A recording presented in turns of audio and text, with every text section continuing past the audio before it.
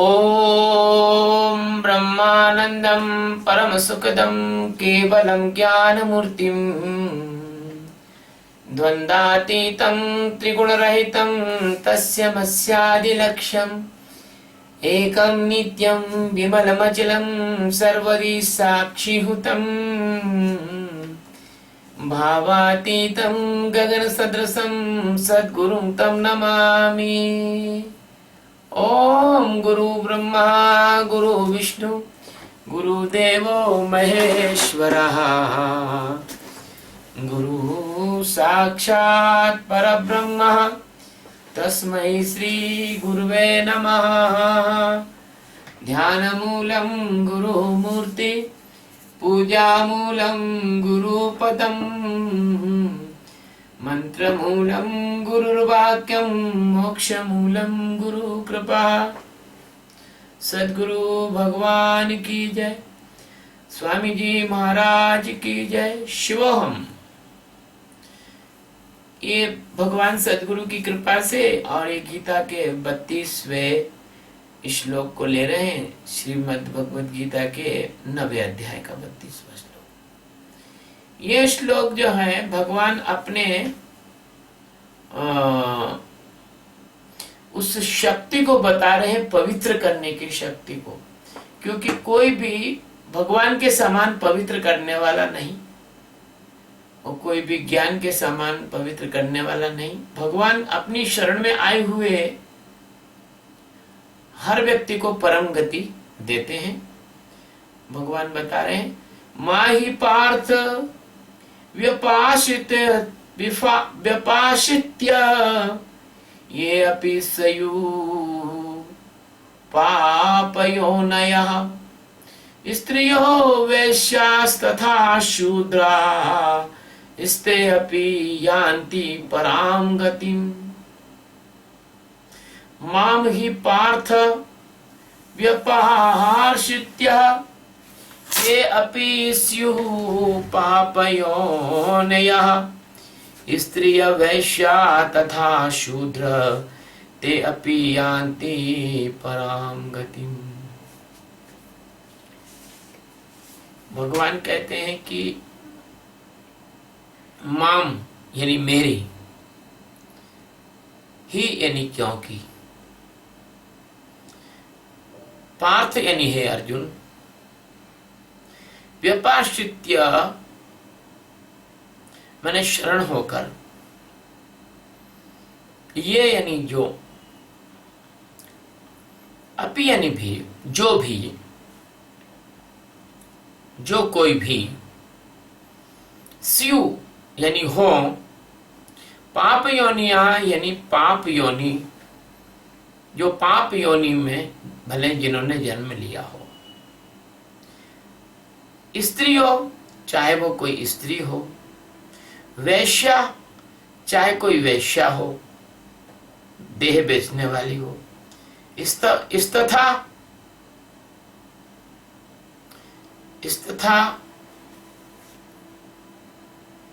यानी तथा, शूद्रा यानी कोई क्षुद्र जीवन जीने वाला, समाज के छोटे तबके का व्यक्ति हो, निचले तबके का व्यक्ति हो, ते यानी वे, अपि यानी भी, यान्ति यानी प्राप्त होते हैं, परमाम यानी परम, गति यानी गति को। भगवान कहते हैं कि अर्जुन सुन, क्योंकि हे अर्जुन, स्त्री वैश्या शूद्र तथा पाप योनि चांडाल आदि कोई भी हो, यदि वे भी मेरी शरण में हो आ जाएं तो परम गति को ही प्राप्त होते हैं।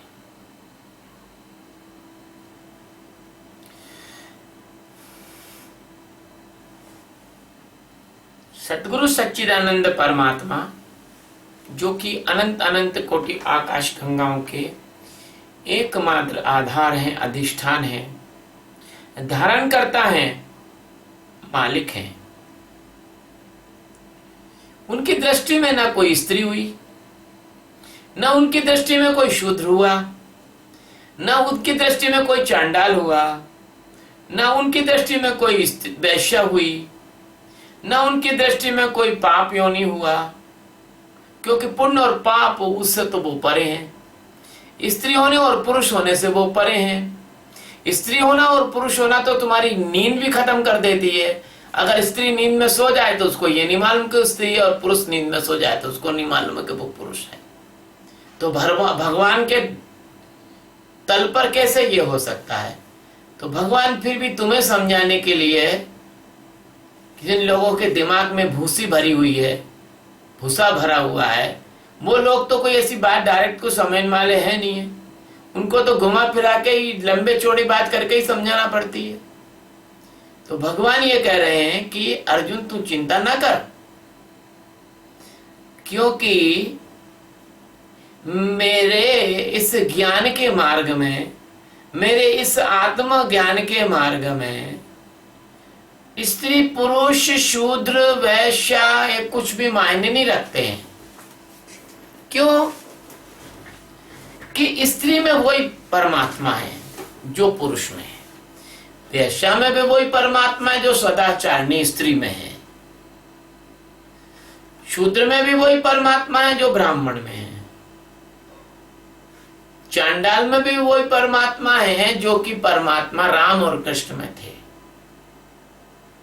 भैया ये सारा जगत परमात्मा से बना है, ये भिन्नता तुम्हारी माया के कारण तुमको लगती है। अब भगवान इस बात को अब घुमा के कह रहे हैं।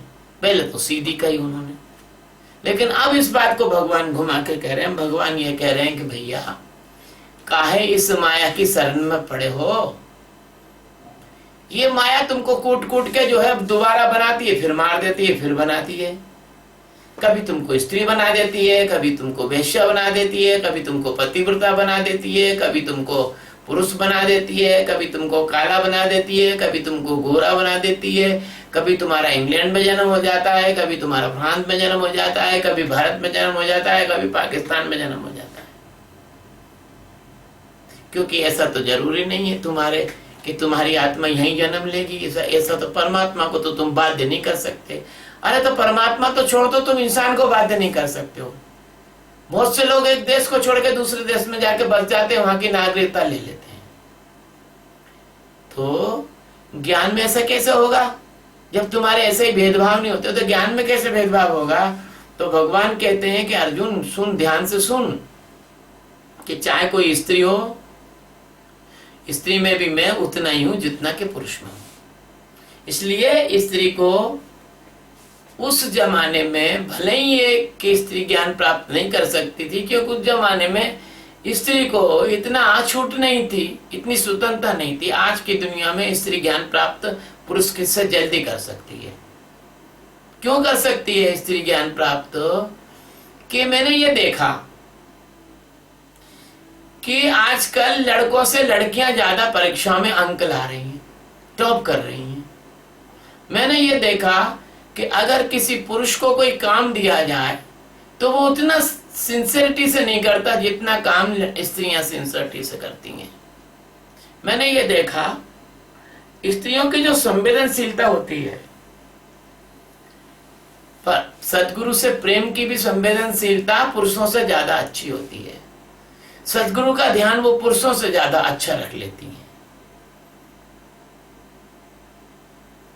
इसलिए परमात्मा उन लोगों को जल्दी मिलता है जो स्त्रीण स्वभाव के होते हैं। स्त्रीण मतलब स्त्री क्या होती है कि स्त्री सहन भी करती है, प्रेम को धारण भी करती है, और परमात्मा के रहस्यों को अपने में रखने की क्षमता भी रखती है। इसलिए स्त्री हो, सच्चरित्र स्त्री हो या वैश्या हो, जो मजबूर होकर बहन बेटी को वैश्यवृत्ति में लोग धकेल देते हैं, वो हो, और चाहे शूद्र हो, चाहे और भी ज्यादा पाप योनि हो, चाहे वो शमशान में रहने वाला चांडाल हो जो लकड़ी तोल कर बेचता है या कोई भी काम करता है शमशान में, कफन अफन उठाता है, चाहे वो हो, अगर ये शरण आ जाए भगवान के, अगर इनको समझ में आ जाए कि परमात्मा के सिवा अब हमारा कोई भी परमात्मा के सिवा अब हमारा कोई भी रास्ता नहीं है, कोई हमें बचा नहीं सकता। एक प्राचीन बोध कथा है। एक संत महात्मा गांव के बाहर रहा करते थे। प्राचीन समय में संत भी गांव के बाहर रहते, तो वैश्याएं भी गांव के बाहर ही रहती थी। तो संत महात्मा की कुटिया वैश्या की कुटिया से थोड़ी ही दूर पर थी। वहां से वैश्या की कुटिया दिखती थी। तो संत महात्मा वैश्या को कहते थे कि देख ये क्या कर रही है तू, तो अपना क्यों जन्म बिगाड़ रही है, बहुत पाप में, बहुत नरक में जाएगी। और जब वैश्या के घर में कोई मेहमान आता था, ग्राहक आता था, तो महात्मा जी एक कंकर उठा के अपनी कुटिया के पिछवाड़े पे रख देते थे। समय गुजरा, दिन गुजरे, महीने गुजरे, वर्ष गुजरे, वो कंकड़ों की बहुत ऊंची ढेरी लग गई। एक दिन महात्मा जी ने बुलाया वैश्या को और बोला कि देख इतने पाप हैं तेरे, इतने ग्राहक तेरे पास आ चुके हैं, ये देख ले 10-15 फुट ऊंची जो है पहाड़ी जैसी बन गई है पत्थरों की, कंकरों की। वैश्या ने जब देखा तो उसको बहुत पश्चाताप हुआ और वो रात भर पश्चाताप में इतनी गहरी हो गई कि वो सुन्न-मुन्न हो गई। और सुन्न-मुन्न हो के वो परमात्मा का स्मरण करती रही और भगवान की ऐसी कृपा हुई कि वो परमात्मा के उस स्मरण में मर गई। कहानी है भाई, इससे अपने आध्यात्मिक ज्ञान का ज्यादा संबंध नहीं है। मर गई और संयोग ये था कि उसी रात को वो संत का भी समय पूरा हो गया, वो भी मर गए। अब दोनों धर्मराज के दरवाजे पर पहुंचे, दोनों आत्माएं। स्त्री मर जाती है और पुरुष मर जाता है, फिर उसकी आत्मा में वो लिंग भेद नहीं रहता है। वो तुम्हारी जो जेब थैली है वो यहीं रहती है, वहां नहीं रहती वो जेब थैली। तो वो गए धर्मराज के यहाँ पर जब पहुंचे, तो जब यमदूत संत को पकड़ के यमदूत ले गए और वैश्या को पकड़ कर देवदूत ले गए, तो संत तो बहुत आश्चर्य में पड़ गया कि इसको देवदूत ले जा रहे, मेरे को यमदूत। उसने कहा ठहरो, आपसे कोई धोखा हुआ है लगता है। बोले क्यों? बोले ये तो वैश्या है, इसको तो यमदूत ले जाना चाहिए, मुझे देवदूत ले जाना चाहिए। बोले नहीं, हमसे कोई धोखा नहीं हुआ। अरे वाला कैसे धोखा नहीं हुआ? हम जिंदगी भर संत रहे और हमने जिंदगी भर राम नाम जपा, जिंदगी भर माला फेरी, और ये जो है जिंदगी भर जो है व्यभिचार करती रही, कराती रही, इसको तुम देवदूत ले जा रहे हैं? उन्होंने कहा नहीं, हमको यही हुक्म है, आप चल के यमराज से पूछ लेना। जब वो गए और यमराज भगवान से बात की तो उन्होंने कहा देखो, तुम हाथ में माला घुमाते थे, चित्त तुम्हारा वैश्या की तरफ रहता था। तुम इसके दरवाजे पर टकटकी लगा के देखते रहते थे और गिनते रहते कि कोई ग्राहक अब आ रहा है, और जैसे ही कोई ग्राहक घुसता था तुम एक पत्थर रख देते थे, टुकड़ा कंकर रख देते थे, और तुम्हारा यही काम था। वो जब ग्राहक निकलता था तो तुम दूसरे ग्राहक की प्रतीक्षा करते थे, और तुम जो है मानसिक रूप से द्वेष से भरे हुए थे इससे। और काम का ही दूसरा रूप ये द्वेष और क्रोध है, काम का उल्टा रूप है। जैसे एक सिक्के का दो पहलू होते हैं, ऐसे सिक्का तो वही होता है। तो इस कारण से तुम जीवन भर पाप करते रहे मानसिक स्तर पर, और ये चूंकि विवश थी, इसका ये काम ही था। लेकिन जब तुमने इसको इसके पाप दिखाए तो इतनी ज्यादा ये पश्चाताप से भर गई कि इसकी एक तरह से समाधि जैसी लगी, और इसने परमात्मा ही कोई भी पुकारा और इसकी वृत्ति में स्थिरता आ गई। इसके वृत्ति में जो है एक आर्तनाद के कारण एक एक्सट्रीमली जो सैचुरेशन होता है, उस अवस्था में इसको परमात्मा का स्मरण करने के कारण इसके समस्त पाप नष्ट हो गए, निष्पाप हो गई। और निष्पाप होने से ये हम इसको देवदूत तो को हमने लेने को भेजा। और आप चूंकि पाप का ही चिंतन करते रहे जीवन भर, आप यही सोचते रहे कि ग्राहक घुसा, अब ऐसे कर रहा होगा, अब वैसे कर रहा होगा, अब ऐसे नाच रही होगी, अब ऐसे कूद रही होगी, और आप सब यही सोचते रहे, इसलिए आपको नरक की गति मिलेगी। तो कहने का तात्पर्य यह है कि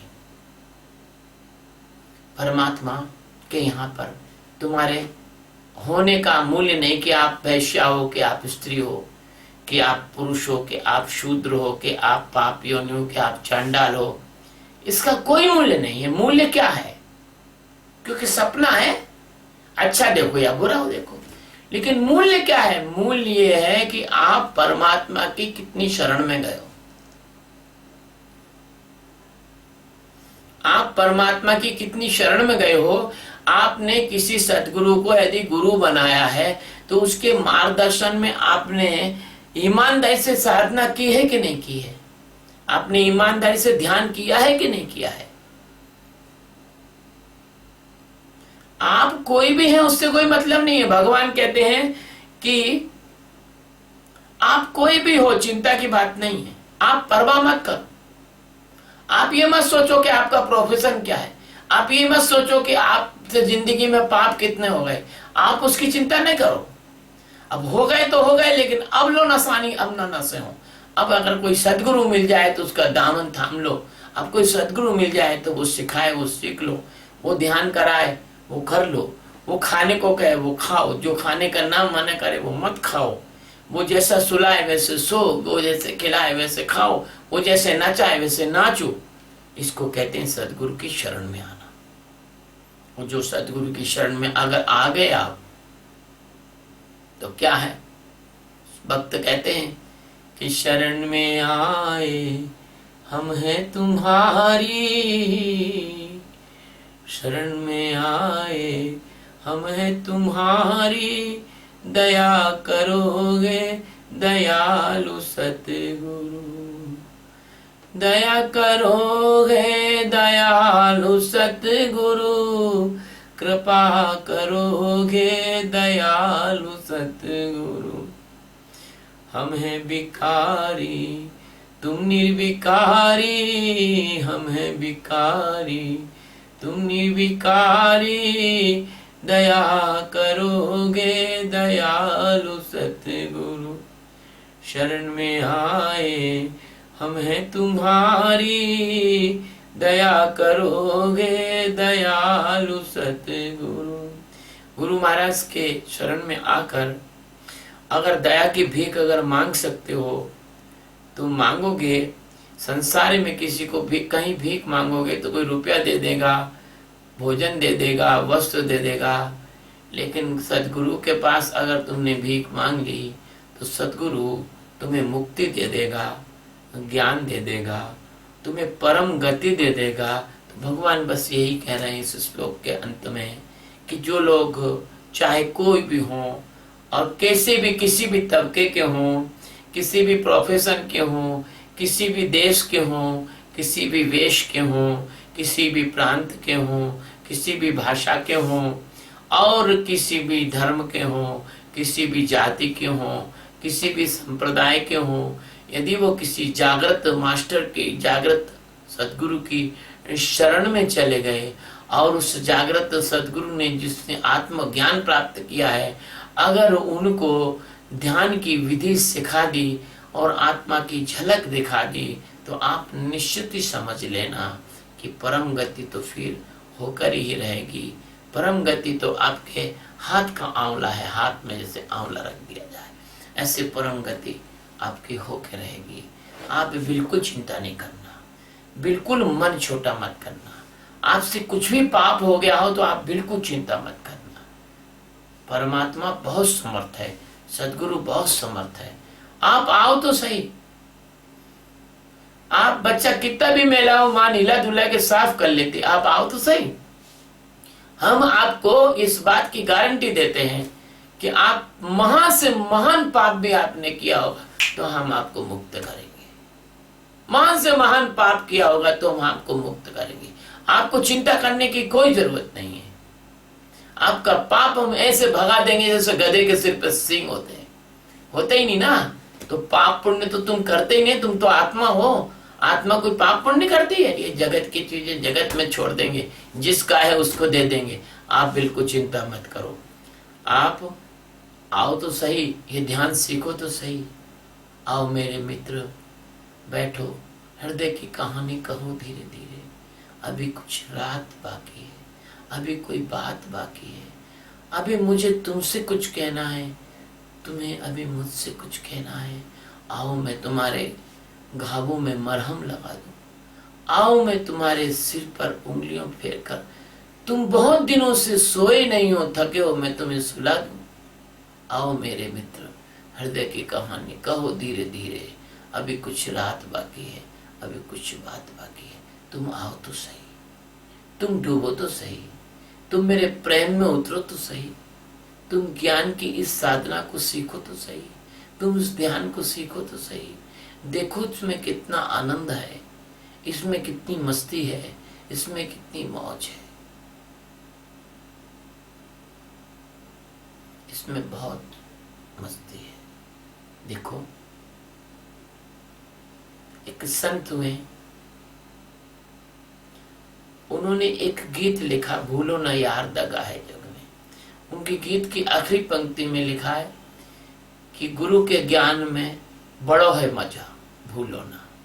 गुरु के ज्ञान में जो मजा है, जो आनंद है, वो दुनिया में कहीं नहीं है। इसलिए मेरे प्रिय मित्रों, इस ध्यान की विधि को, इस कला को सिखाने के लिए हमने दिल्ली में एक तीसरा शिविर हो रहा है 1 फरवरी को, क्षमा चाहता हूँ, 1 अगस्त 2015 को। 1 फरवरी का आगे होगा, ये पहला शिविर है, हो सकता है अब अस्तित्व ने कहा है तो 1 अगस्त 2015 को दिल्ली में शिविर हो रहा है। सुबह 8 बजे से शाम के 5 बजे तक आप मेरे साथ रह सकते हैं, और इसकी बड़ी नॉमिनल फीस है। वहाँ व्यवस्था, एयर कंडीशन हॉल वगैरह की बुकिंग के लिए, आपके भोजन की व्यवस्था के लिए, अल्पाहार की व्यवस्था के लिए। तो आप उस शिविर में एक बार पधार कर और इस ध्यान को सीखो, और फिर घर में जाके करना। और ये जो वीडियो है, ये YouTube पर अपन अपलोड कर रहे हैं, इन वीडियो को आप सब्सक्राइब करो और अपने मित्रों, अपने भाइयों, अपने रिश्तेदारों, सबको ये दिखाओ। और हो सकता है कि परमात्मा का कोई प्रेमी जो कहीं भटक रहा हो, उसको ये मार्ग मिल जाए, आपको बड़ा पुण्य भी मिलेगा। और अपन इस संसार में, इस ध्यान के माध्यम से पूरे संसार में तनाव रहित, अच्छे सुखी लोग, अंदर के संपन्न लोग और भ्रातृत्व, भाईचारे वाले लोगों को इस ध्यान के द्वारा विश्व शांति को स्थापित करने का प्रयास करेंगे। ये भगवान जगन्नाथ के रथ को खींचने जैसा है, ये मुझसे अकेले नहीं खींचेगा, आप सबका सहयोग चाहिए इसके लिए, है ना। तो मैं आप सबके सहयोग की अपेक्षा और अपील करता हूँ। चाहे आप भारत में हो या विदेश में हो, आप मेरा सहयोग कीजिए। इस ध्यान की विशेष पद्धति को पूरे विश्व में हमें लोगों को सिखाकर लोगों को अधिकाधिक शांति देना है, अधिकाधिक तनाव रहित बनाना है, अधिकाधिक सुखी करना है। और जो सुखी होगा, जो शांत होगा, वो तनाव रहित होगा, वो कभी भी युद्ध नहीं करेगा, कभी भी अपराध नहीं करेगा। अपराध अशांत व्यक्ति करता है, युद्ध अशांत व्यक्ति लड़ते हैं, है ना। शिव शिव।